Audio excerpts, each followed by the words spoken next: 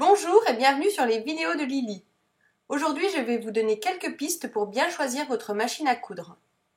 Vous pouvez télécharger la fiche pratique numéro 2 sur le site www.multilily.com, rubrique Le blog de Lily. Sachez qu'il existe aujourd'hui une très large gamme de machines à coudre.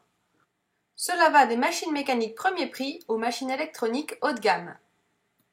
À noter qu'il existe également d'autres machines, les surjeteuses et les recouvreuses. Avant de voir en détail les critères de chaque machine, voici un arbre à choix qui pourra vous donner quelques pistes quant à la machine à choisir. Les questions que vous devez vous poser sont les suivantes. Quel sera l'usage de votre machine à coudre? À quelle fréquence allez-vous l'utiliser? Et quel est le budget que vous souhaitez y consacrer? Quelle que soit la machine à coudre que vous allez choisir, il faut que vous fassiez attention à certains critères. Premièrement, votre machine à coudre doit être suffisamment puissante pour coudre plusieurs couches de tissu en même temps. La seule solution pour le savoir, c'est de tester votre future machine à coudre chez un revendeur spécialisé. Ici, nous avons fait le test sur une machine à coudre premier prix. Elle est capable de coudre jusqu'à 5 épaisseurs de jean en même temps. Assurez-vous également que votre machine à coudre soit suffisamment lourde. D'une part, elle ne bougera pas pendant la couture, et d'autre part, cela signifie qu'elle comporte une majorité de pièces métalliques. Les machines trop légères comportent plus de pièces en plastique et elles sont donc plus fragiles. Il vous faudra également un bras libre pour coudre les parties tubulaires comme les manches. Sachez que la plupart des machines actuelles possèdent un bras libre.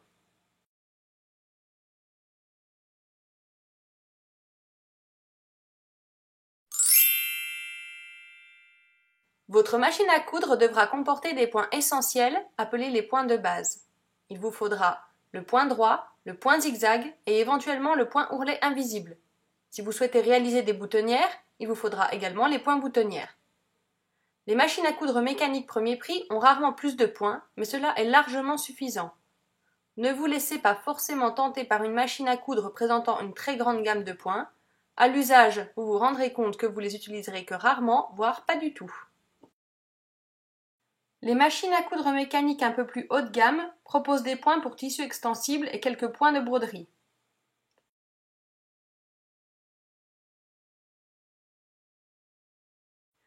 Les machines à coudre électroniques présentent généralement plus de points que les machines à coudre mécaniques et la sélection des points se fait grâce à un écran digital.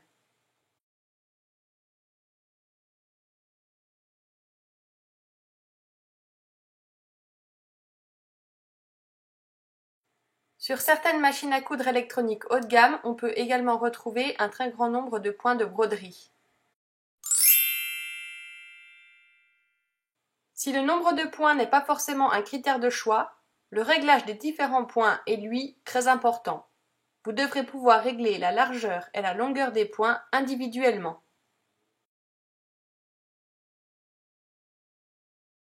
Sur les machines mécaniques, ce sont généralement des molettes que l'on tourne. Il est donc nécessaire de refaire les réglages à chaque changement de point.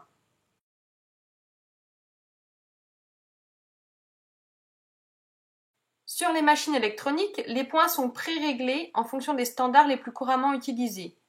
Pour modifier la longueur et la largeur, il suffit d'appuyer sur des boutons électroniques.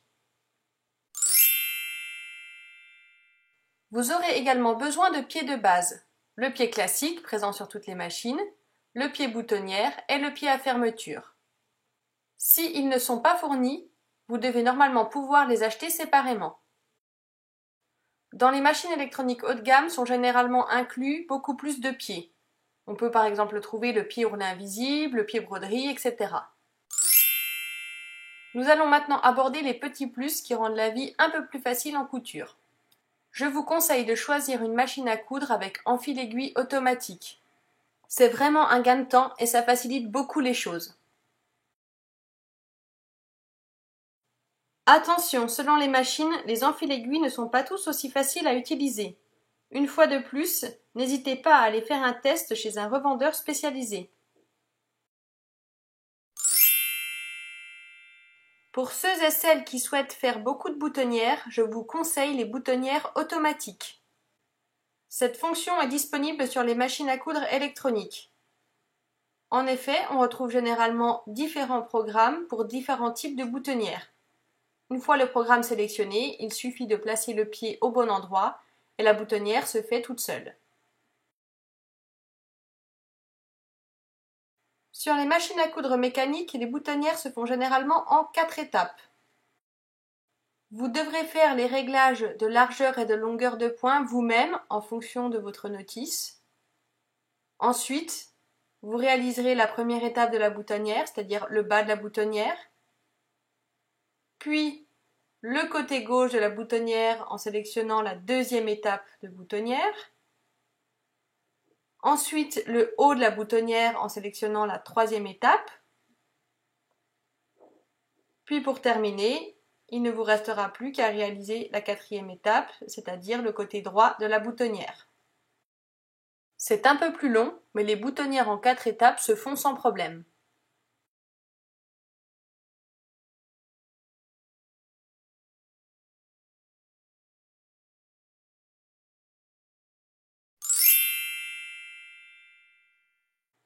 Vérifiez également que la machine à coudre comporte un coupe-fil. C'est vraiment très pratique pour couper le fil à la fin de la couture et c'est un vrai gain de temps.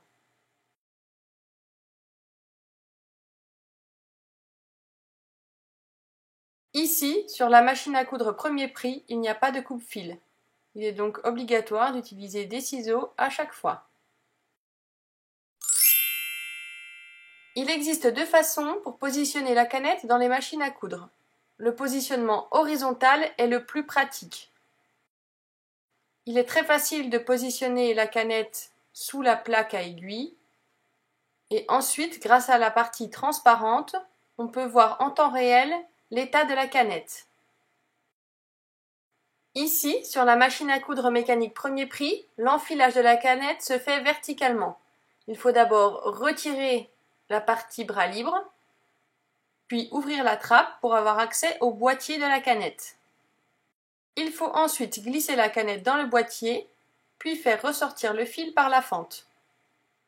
Ensuite, il ne reste plus qu'à replacer le boîtier de la canette dans l'emplacement prévu sous la plaque à aiguille. Il existe également 2 types de porte-bobines. Le porte-bobine horizontal est le plus adapté. En effet, lorsque l'on coud, le fil se déroule autour de la bobine et il ne se détend pas. Dans le cas du porte-bobine horizontal, la bobine tourne sur elle-même. Parfois, malgré l'arrêt de la couture, la bobine continue à tourner très légèrement et le fil se détend très légèrement. Si vous souhaitez coudre du jersey, pensez à choisir une machine à coudre avec des points élastiques. En voici quelques exemples. Merci d'avoir regardé les vidéos de Lily et rendez-vous très prochainement pour la fiche pratique numéro 3, comment reporter un patron.